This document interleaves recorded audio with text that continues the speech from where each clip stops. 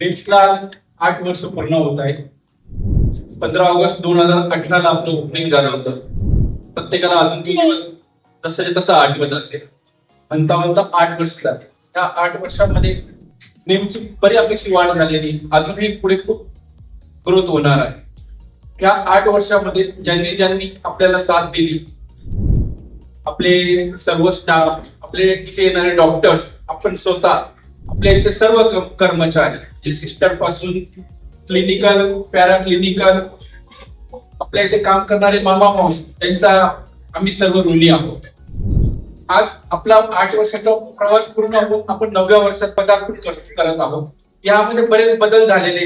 काही लोक आपल्यासोबत होते ते आता नाही, पण काही लोक नवीन आपल्या निम्स हॉस्पिटलच्या फॅमिलीमध्ये जोडल्या गेलेले. जसं ह्या वर्षी आपल्यामध्ये 5 नवीन डायरेक्टर जॉईन झालेले आहेत.